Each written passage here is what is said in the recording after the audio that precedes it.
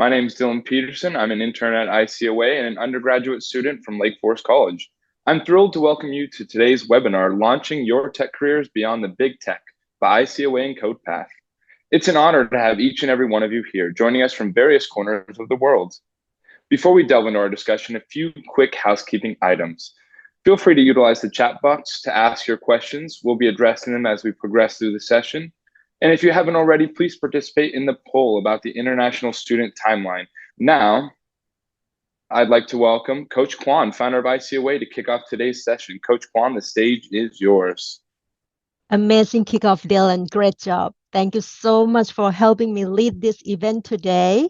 And good morning from Chicago, everyone. If this is our first time meeting each other, I'm Kwan Siegel, founder of ICOA, and my students call me Coach Kwan, and you can call me that too. I have over 15 years of experience in the human capital consulting field. And at ICOA, I coach international students to help them land their first job in the US, even with minimal work experience and when future work sponsorship is required. I would like you to join my WhatsApp group as well, where you can network with other fellow international students across the country and share resources and ask questions about your job search. Now, before we dive into this exciting discussion, I would like to share the purpose of this webinar, okay? Helping you launch your tech careers beyond big tech companies, right? So what's the purpose of this webinar? I am so sure that you have heard this before. Give a man a fish, you can feed him for a day, but teach a man to fish, you feed him for a lifetime. And that is precisely what we aim to do in this webinar, you guys. Teach you how to fish in the world of tech careers.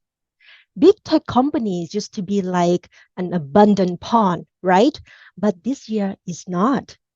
That is why it's so crucial to acquire the skills to adapt to the changing job market environment. This webinar is here to help empower you and to give you insights that you will not find anywhere on the internet or through ChatGPT. Now, let us discuss something special, the powerful partnership between ICOA and CodePath. CodePath is a nonprofit organization that connects employers, students, and colleges to address inequity in tech, careers, and education. Our collaboration has brought us to this exciting event.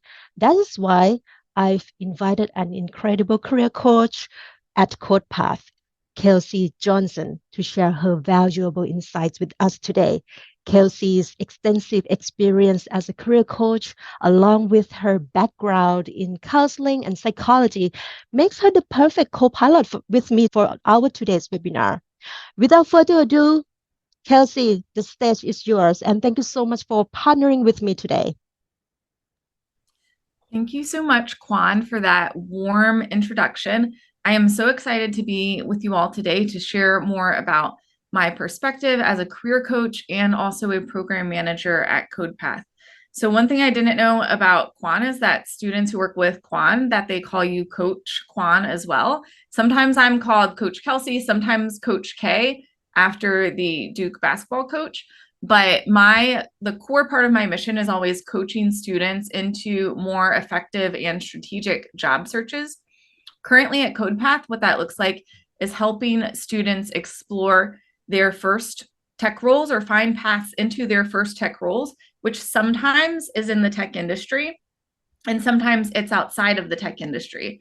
So CodePath's mission is to create the most diverse generation of engineers, CTOs, and founders.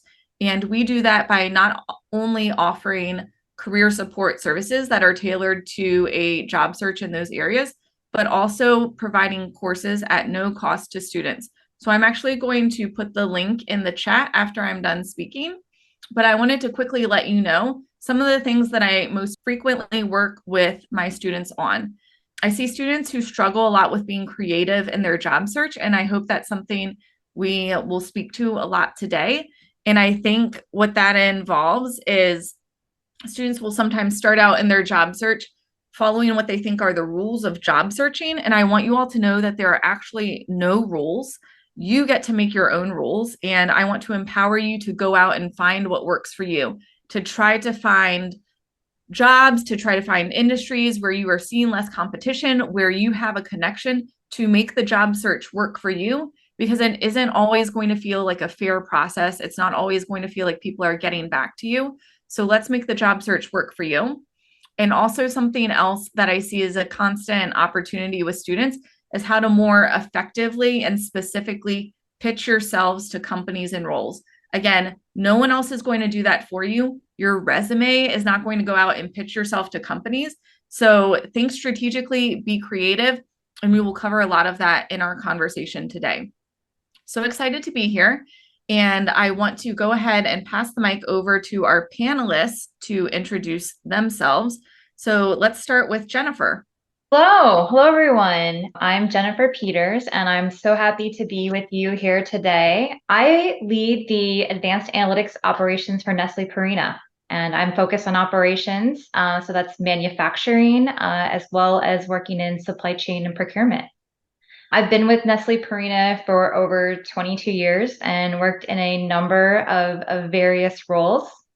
Prior to coming to work for Nestle Purina, I was a systems engineer working for a Midwest-based consulting firm. In my personal life, I'm married. I have 3 children, Bailey, who's 27, Brendan, who's 17, and Ella, who's 16. And I have 2 grandchildren, Oliver, who's 3, and Jackson, who was just born last month. And in my free time, I enjoy hiking. I like to play pickleball. I like to read, and I listen to podcasts. And so I'm excited to be here with you all today and share a little bit about tech opportunities in manufacturing. Thanks so much, Jen. I'm a pickleballer too. So, I was like ready when you said that. I'm like, oh, I have to talk to Jen about pickleball. And I'd like to pass it over to Vaish now to introduce. Yeah, sure. Hi, everyone. I'm Vaish. My name is Vaishnavi, but I go by Vaish. Thank you so much for having me today. I'm so excited. So I currently work for Nestle Purina, and I'm in the TAG team, which is Technical Applications Group, and I'm a design process engineer there. And my background is in chemical engineering. So I actually came to the US in 2021 for my master's in chemical engineering in University at Buffalo. And then I was working for a few months in OEM manufacturing, which was into medical devices and automotive applications before I took up this role in Nestle Purina. And before that, back in India too, I did have my bachelor's in chemical as well, and had my post-graduation in management accounting because I happened to have a startup which was in textile manufacturing, and I supported my family in their family business of primary and secondary packaging for food industry. So food industry and manufacturing have been my best friends all the time as I was growing up. And I'm very excited to be a part of this industry today and share my story with you guys. Thank you so much. We are so grateful to have you both here today. I'd love to start with some intro questions to our panelists. So my first question is going to be for Jen. As the Director of BI, Business Intelligence and Analytics, leading in AI, could you share some specific examples of how technology-driven advancements have shaped the future of the manufacturing industry? Furthermore, for college students with tech skills looking to explore opportunities beyond big tech, what advice do you have for them on leveraging their technical expertise in other growing industries? Yeah, absolutely. Happy to weigh in on this. What's interesting is that we face a real challenge in manufacturing in the United States today. I found this statistic from the U.S. Department of Labor.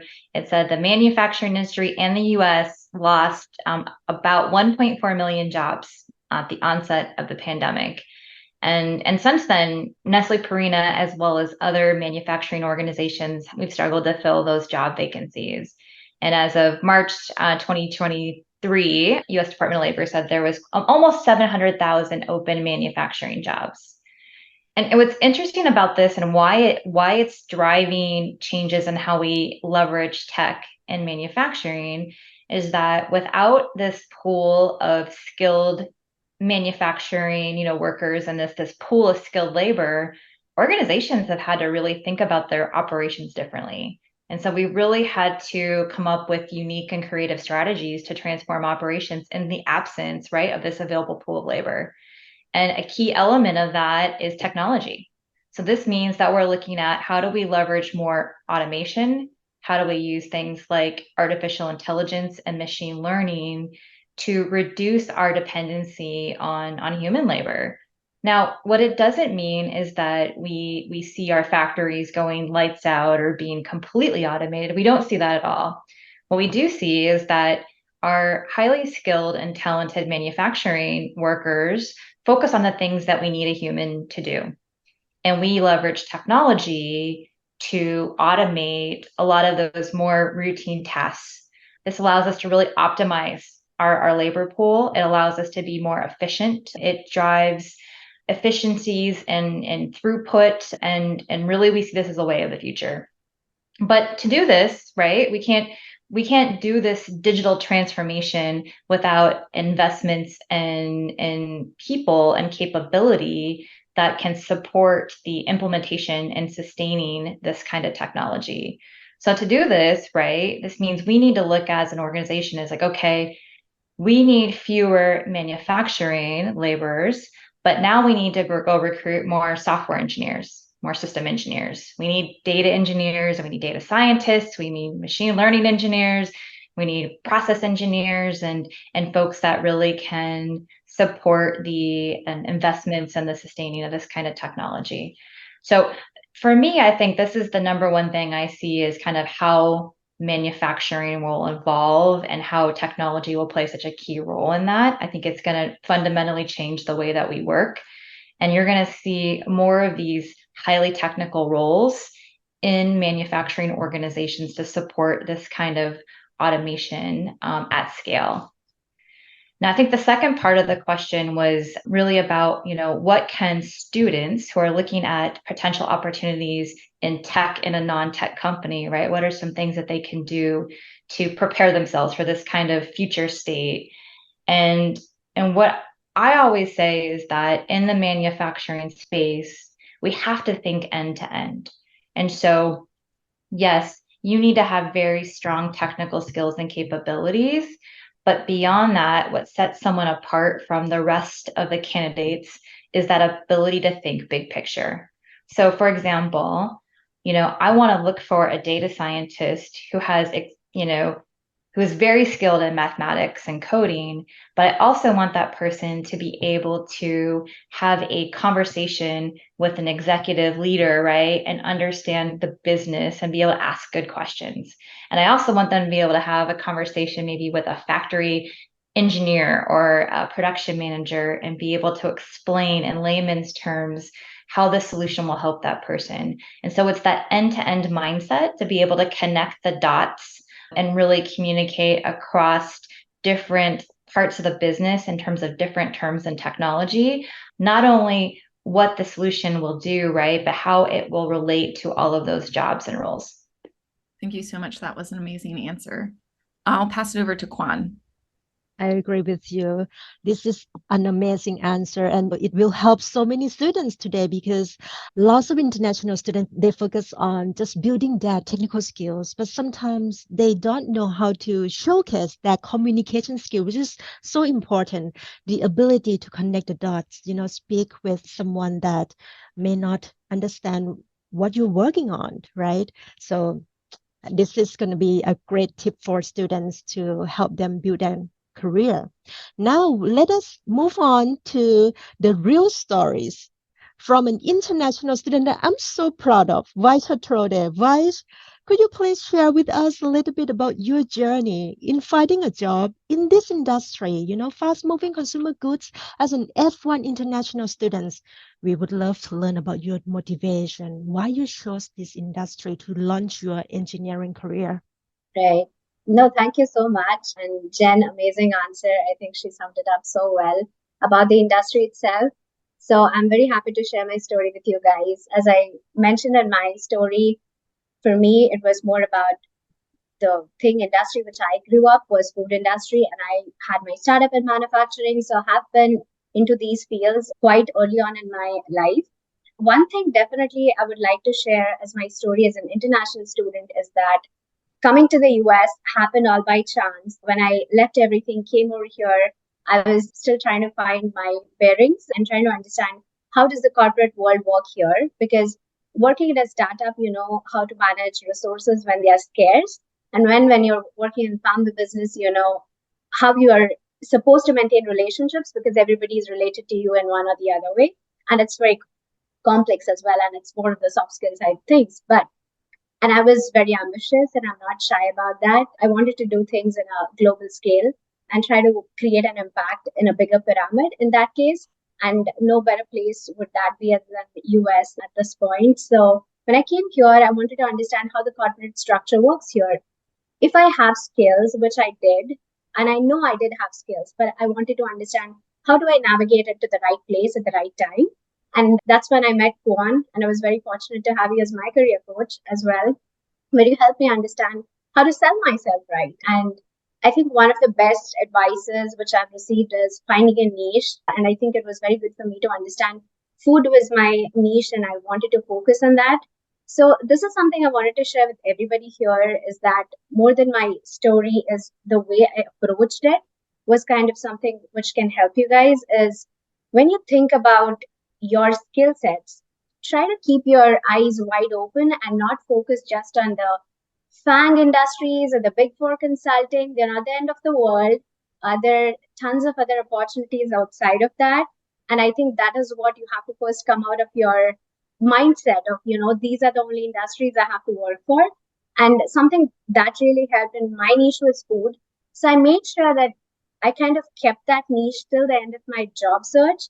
And for more the guys to mention here as well is that I have interviewed with Nestle overall as a bigger company in food roles, food manufacturing roles, and pet food manufacturing roles. And I'm proudly a part of pet food manufacturing today because that's growing so well and it's very exciting because you have two customers, you have pet owners and pets themselves are your customers too. It's very interesting in the way you work. And just to, on a lighter note, I wanted to ask if anybody here has a pet, you could raise your hands and if you love your pets, just give a reaction so that we know that you all have. Yeah, so that's really good to know. I think this is a very interesting industry. I think that was my story of how I approached the job search, knowing where you wanted to work and coming out of the because there are a lot of so as a chemical engineer for me, a lot of people said pharmaceutical was the best industry to be at. Some people said consulting would be, and you hear a lot of things, but I think you should know where you want to work and try to have that niche with your skills. And I think that kind of helps you a lot. That would be my initial story to share with in this journey. Amazing. Vice, very personal and, inspiring. Yes, I remember the first day that I met with you when you were at the University at Buffalo, right? And you have such a diverse background, but we need to try to find your niche. And now you found your niche. Congratulations, and so happy for you. How long have you been with Nestle Purina now? How many years? Yeah, it's been over a year. I'm in my year two, so which Right. is amazing. Purina is fun to be a part of and create the impact, which I'm proudly doing so. Awesome. So proud of you. All right. And I know that we have many friends on this call who hold degrees in computer science and data analytics. And Kelsey, I know that you have coached so many students with these degrees. Would you be able to share a little bit of some resources for them to explore opportunities across diverse industries? Yeah, so I wanted to share kind of the top two tips to leave you all with to remember. So I think my first tip is to not try to this kind of has two sides of the spectrum. So yes, think outside the box and like you like Vaish is I think Vaish's path to working for Nestle Purina was something that she was like building and finding her niche and considering companies that maybe she hadn't seen a lot of other international students hired at, right? So she was thinking creatively and finding her niche and like not following the path that everyone else had followed, which you definitely should do. Also, on the flip side of that, I kind of want to encourage you to not have to reinvent the wheel and to see places where people from your university specifically as well, or your communities have been hired before. So like if you go to a university that is maybe kind of not in a big tech hub or not in a huge city, and you are wondering where are the places where people intern here, instead of just going out and like searching online for opportunities, go to LinkedIn and find out where people from your university have interned before, where people from your major have interned before, because that is a path that you know has already been successful for someone. So I don't want you to limit yourself to that path, but I want you to ask yourself, okay, I'm not the first person who has ever tried to do this, right? So where have people like me before been successful? And LinkedIn is a really amazing tool for that. Also, your university's career center may have a lot of data that they collect on that. So you can actually go to the career center, ask them, hey, do you know where international students have been hired before? You could even ask your international students office. I'm not sure if they are able to share all of that data, but the people at your university are invested in you finding internships, are invested in you getting full-time employment opportunities. So definitely use them as a resource and utilize. Kind of similar to that, I'm actually going to make it 3 tips. I hope that's okay. So on LinkedIn, if you find a company where someone from your university, someone from your community has worked before, there's actually a way to find similar companies on LinkedIn. So like if Vaish knew that she was focused on food manufacturing or the food industry or some other industry, you can go find a top company in that area, but then LinkedIn will suggest other companies that are doing similar things. So if you are getting good traction from a company in that specific industry, you should definitely explore that company's competitors. That company might not hire you, but maybe its smaller competitors will, and you will have fewer competition or fewer applicants that you're competing against at those companies. And then my last thing that I want to leave you with, which is, I'm going to say this is the most important, is to think about the communities that you are a member of. So all of you are at least a member of 2 communities. I'm going to say right now, you are an international student studying in the US, which is a big community, right? If you added Kwan's WhatsApp group, you're also in the ICOA community. So that's another community that you're a member of.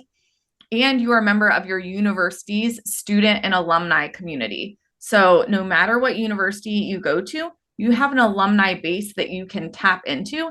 And there is a department at each of your universities that is dedicated to connecting you to other alumni.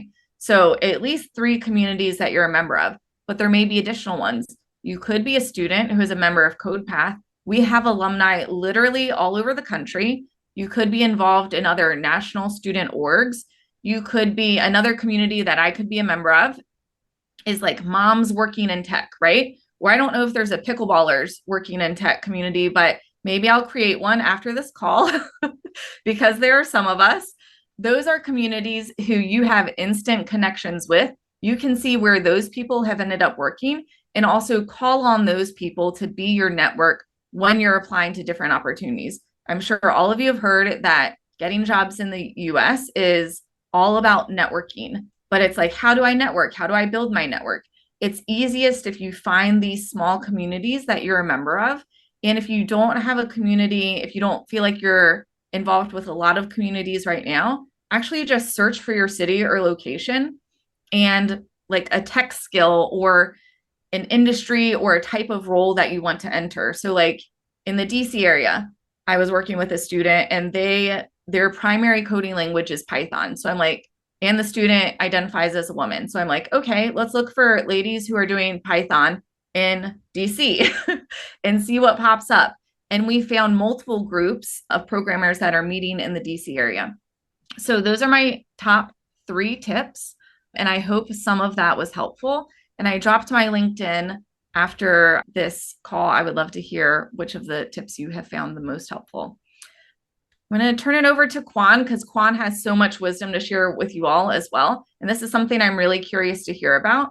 So Kwan, of the international students who have been most successful in their job searches, what are some of the habits and traits that you've seen them have in common? That's a great question, Kelsey. But first of all, I love your strategic networking strategy.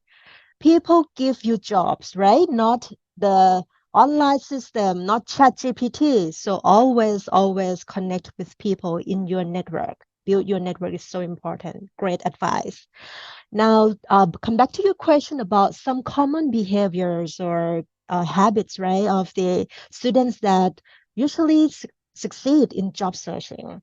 I can give a few examples. Like, let's say my students who received multiple job offers before graduation, and some of them that were able to convince their employers to sponsor their H-1B visas, and in some cases, even obtain green cards. More than 50% of them, listen to me, you guys, do not have perfect English, do not have a perfect GPA, and some may not even have real work experience. What do these students, have in common? First, quality, proactivity, okay? They don't wait for opportunities to come to them. Instead, they actively seek out opportunities, network, just like Kelsey just mentioned, and engage with potential employers. Don't wait until the jobs opened and apply online, and then you're just going to be one of the 1,000 people that apply online. So have that proactivity. The second one is resilience. They stay resilient in the face of rejection. Vice case, before she received multiple job offers from the industry, she also experienced some rejection as well. But she used those setbacks as a learning opportunity. Okay. And those setbacks have become her stepping stones to success. And lastly, networking. My students who succeed, like receive multiple job offers, they understand the importance of building relationships. So it's not just about having connections on LinkedIn, but it's about building relationships and tapping into mentorship, find mentors and industry connections. So these are top three qualities: proactivity, resilience, networking. They are real determinants of success in today's competitive job market for international students. Kelsey, do you have the same experience with your students? Similar qualities?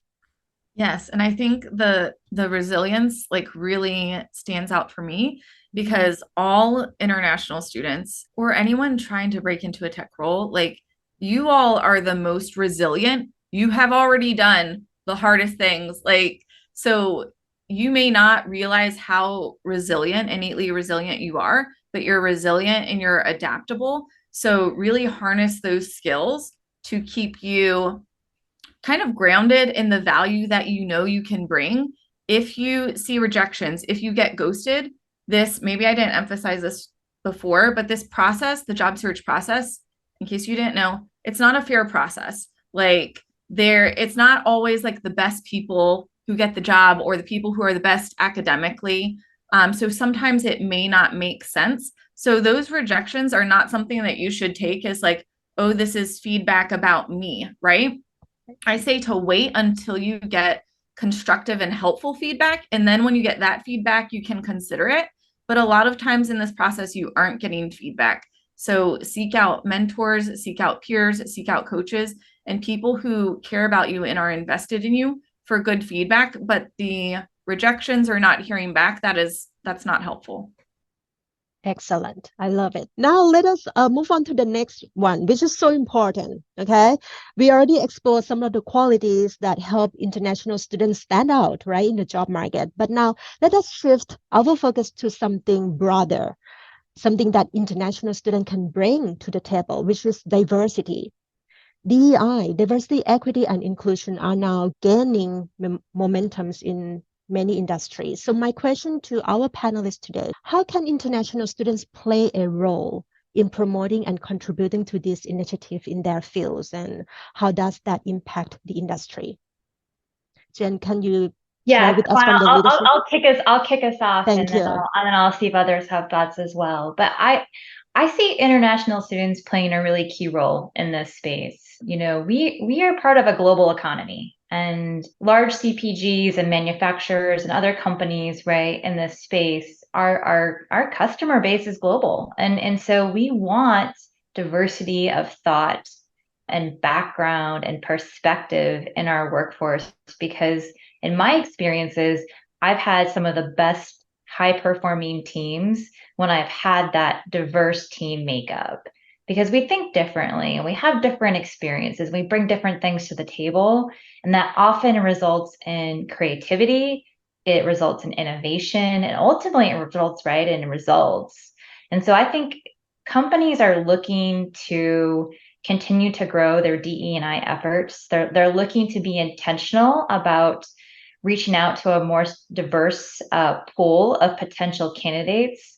And I'm gonna throw in another tip, because when we were talking about tips, this one kind of popped up.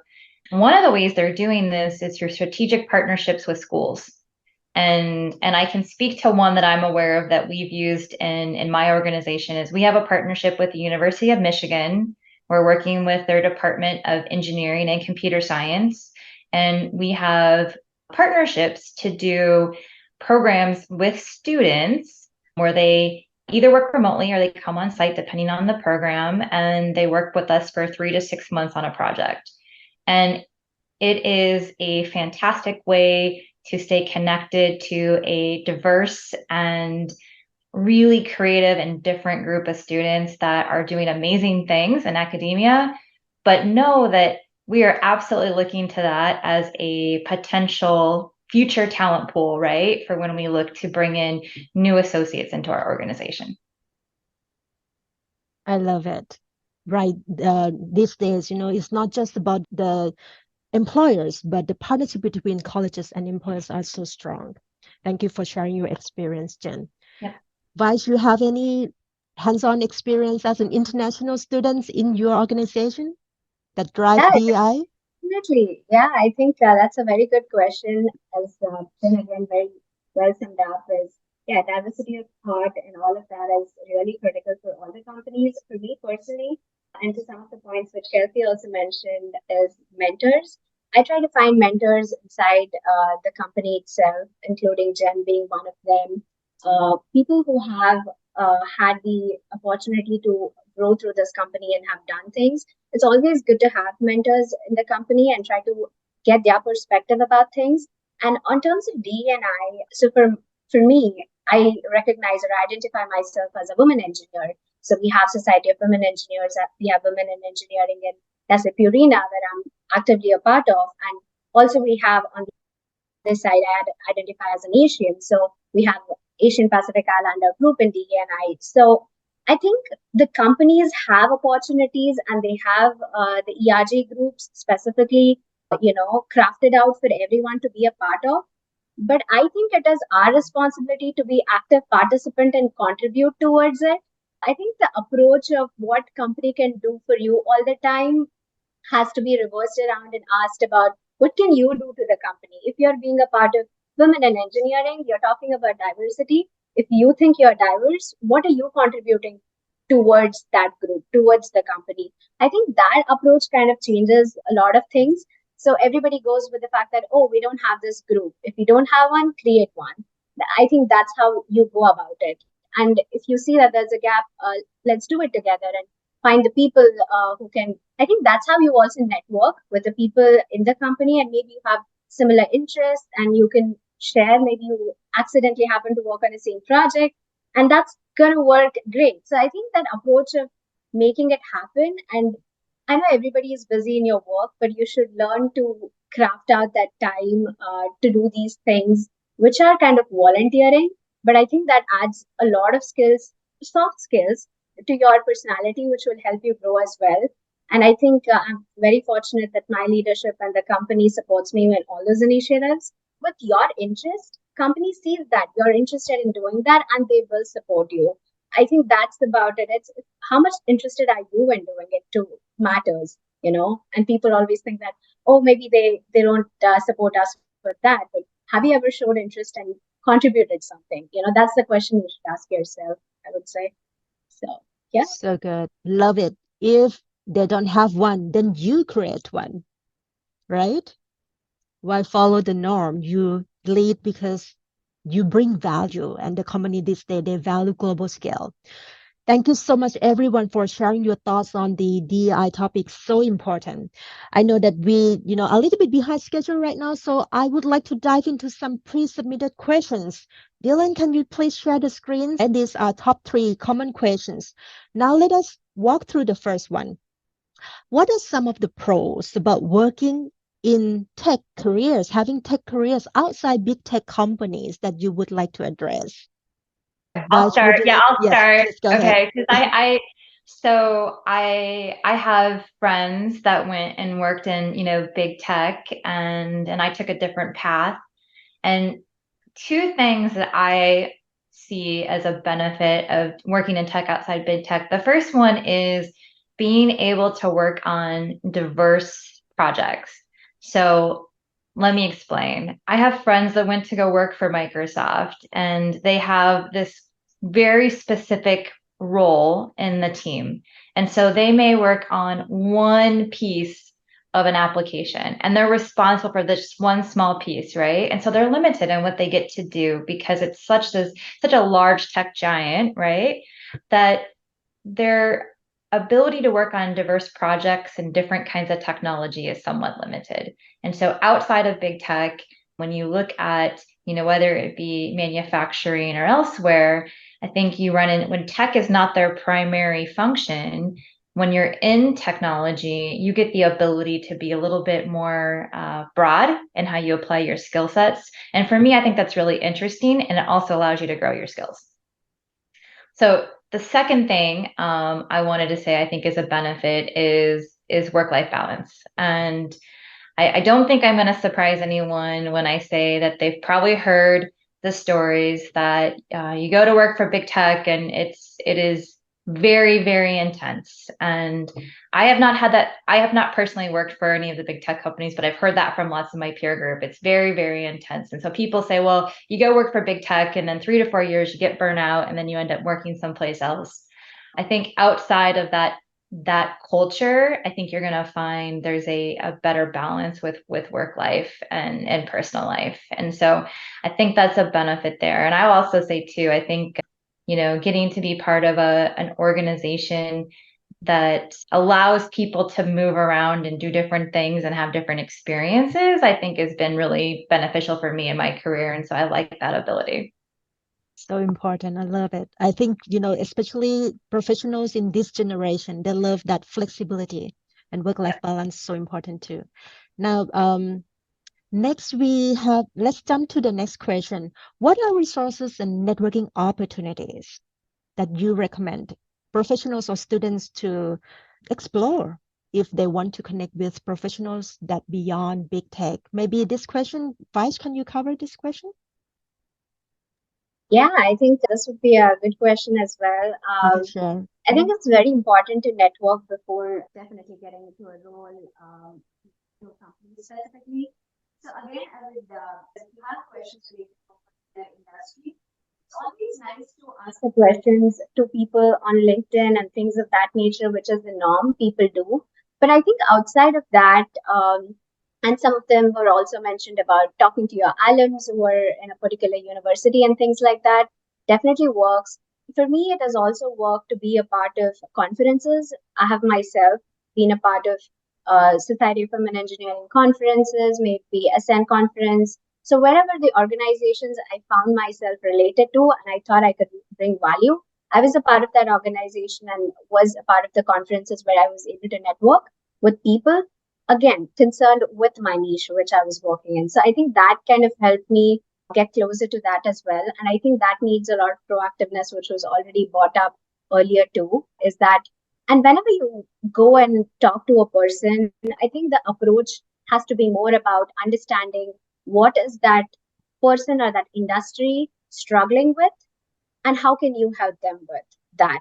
So I think that's the approach I think you always should have to, because when I started thinking about food industry in the US, I definitely knew that supply chain was such a big issue post pandemic, and how as a process engineer I could make that happen or help the industry grow from point A to point B in the best efficient way possible. So I think that's the approach when you take and ask questions to a professional. I think that builds a very constructive conversation. So I think other than connecting to people, as mentioned, I think conferences are also a very good place where people have come with an intention to share what their industry or company does. And it's a very good way of you going out there too and kind of having that conversation, because both of them are going out there to build that network out there and the value or a brand to the company as well. So I think that is the approach I would like to take. Love that, Vice, right? There are so many tools to connect with professionals. Lots of university also have that exclusive network with alumni too, but it's about how. So one thing is just to build your mindset, like, how can I help you? Think like you already start working with the industry and think as a solution. Perfect. Let's cover the last question here. Jen, can you please share with us a little bit on like the skills and qualities that highly valued by your industry, please? Yeah, I think we mentioned earlier, right, that thinking big picture, right? Thinking beyond just your technical field of study. But I would add in here too, I think in the manufacturing industry, being able to be proactive, to think ahead, to be able to take a problem, right, and translate that problem into an action plan and really drive to resolving that problem. And I think that those behaviors and skills are really important because when we bring in someone into a technical role, the technical skills are kind of like the table stakes, right? We expect if we bring somebody in, and let's say we bring them in as a Python developer, we expect that they're going to be strong in Python. But what we're looking for are those other skills that layer on top of the technical skills, right? Are they really good communication skills in terms of being able to take technical topics, right, and be able to share them with a person who's not technical, and kind of being able to be a critical thinker and solve problems. So those are some of the skills I would say that are important in terms of standing kind of above maybe the competition in a technical field. That's so amazing. And right now you are sharing from the perspective of the hiring manager, which is so important. This is the insight that students really need. All right, everyone. Now we would love to turn the stage to you. It seems like we have a few questions in our Q&A box. And if you have any other questions that you want to address, you can leave them in the box or unmute yourself and ask the question as well. Shall we start with the first one? First is how to search companies which offers internships to international students. Vice, can you try share your own experience, please? I think that's going to be so valuable. Yeah, I think definitely. I mean, that's a very interesting question. I think so. When you say that which companies kind of allow for internships for international students, if that is the way you're approaching it, I would take a different perspective towards that. Is that which are the companies you want to work for and what can you do for them? Again, it comes down to that particular thing and how are you networking with those professionals in that company and trying to ask those important questions and say that I can help you guys with this.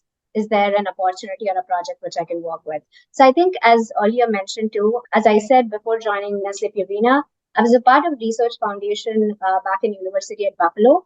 And in my master's program, that was into my credits as well, where I was supposed to work on a project in an industry for the 6 months and kind of build on towards my master's. So it basically was an application of what I was learning as well. So I think there are avenues where you can go and find companies who are collaborated with your universities as well. And that also helps you in your credits and all of that, which academically kind of unburdens you too. So I think you have to go out and talk to your career development centers, and also you have to talk to your supervisors and advisors which you have in your programs and kind of see which companies would be available there. Again, don't point it out to the company saying that they don't allow interns to work in their company. But if you're able to show that this is the problem if the industry is facing, and if you guys do have one, can I help you with that? If you go with that attitude of I can help and make this happen for this company, everybody would welcome you.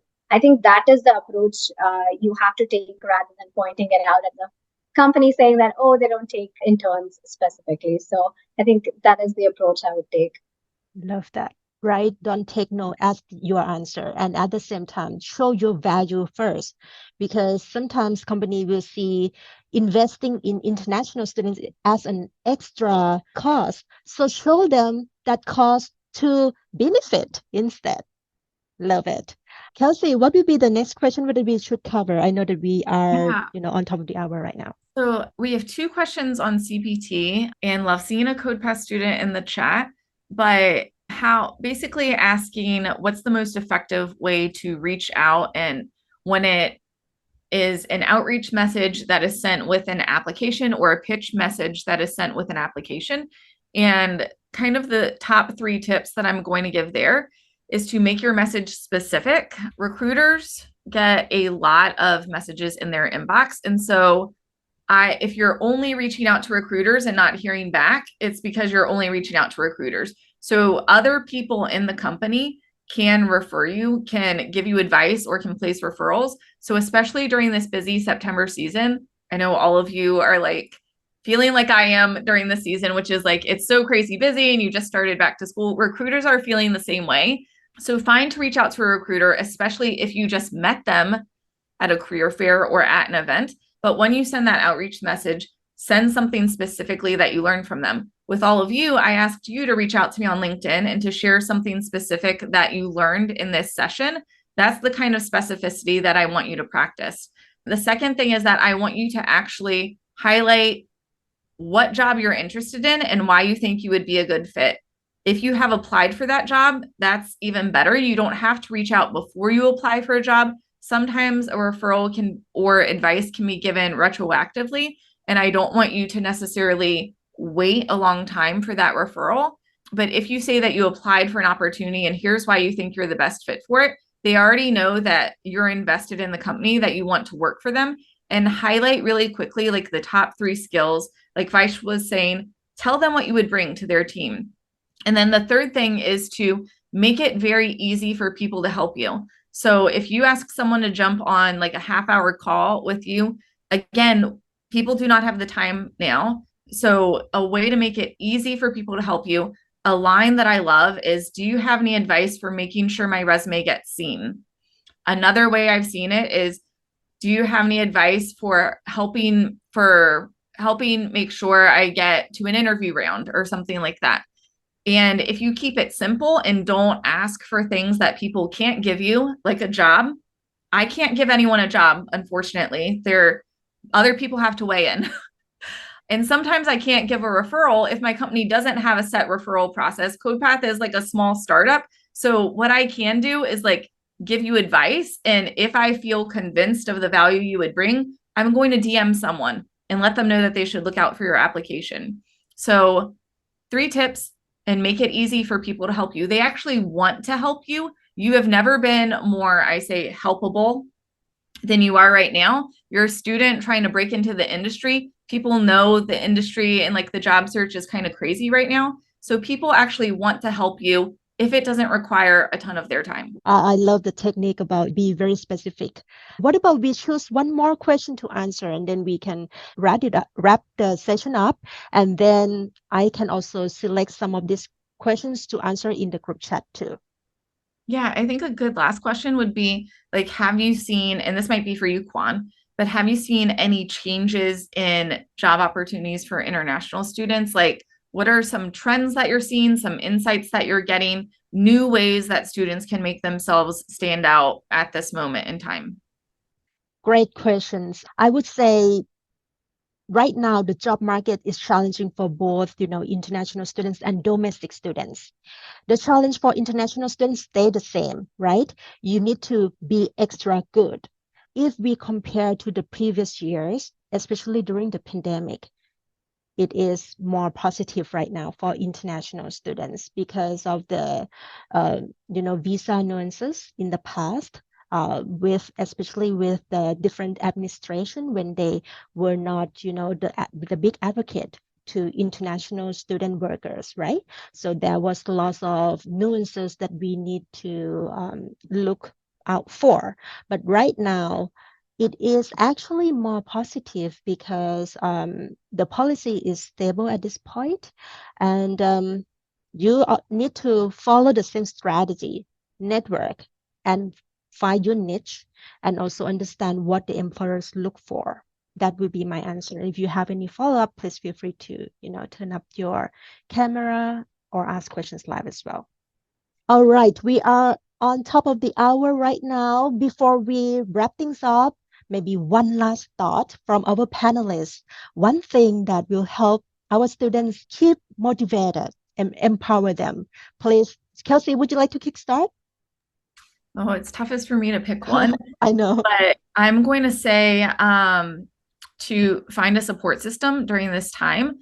Maybe a lot of your journey and a lot of your accomplishments have been because you've depended on you and you've been independent and you've set a goal and you've achieved it by yourself and you came over to this country by yourself. But now that you're here, you cannot job search alone. You have to job search in community and connection and with support from other people. So lean on each other, find people that you can lean on who can support you during this time. They will be the same people who support you when you change jobs in the future, when you try to make a career change, when you're making decisions about your career. And so that's what I'll leave you all with. Love it. What about you, Jen? I'm gonna double down on networking. As someone who makes hiring decisions, it's hard to make those decisions just based off a resume and an interview, right? So having a personal connection or a referral is such a huge part of my decision. So someone that I know or trust or have worked with in the past says like, hey, I've got a great candidate. I've worked with this person. They're very talented. To me, that goes a long way. So I'm gonna double down on LinkedIn is great, but making that personal connection through a networking opportunity, through a conference, face-to-face contact is best. I can't say enough. It means so much in terms of hiring decisions. So good. Vaish, any last thought? Yeah, I think I would follow down to Jen and say that you got to have mentors, because when you begin your job search, people have worked 30, 40 years in the industry. They know better.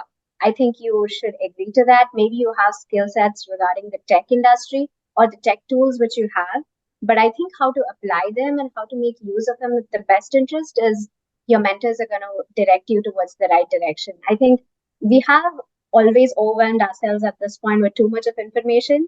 I guess we need those wise souls to help us direct that information in the right way. And I think having mentors goes a very, very long way. I cannot emphasize it enough, because they give a lot of better perspective. Don't hesitate to reach out. Maybe it's not always about the job. It's also about the approach of how to get a job too.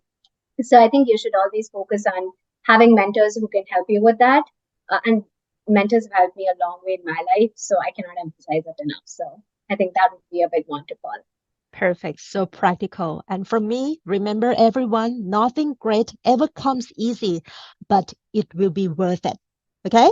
Thank you so much, everyone, for joining me today. Kelsey, thank you for being such a wonderful partner. Jen, Vaish, thank you for accepting my request to be here and share your advice with our students. Dylan, thank you for helping me leading this and help me behind the scene. Until next time, you guys, think big and live your dream.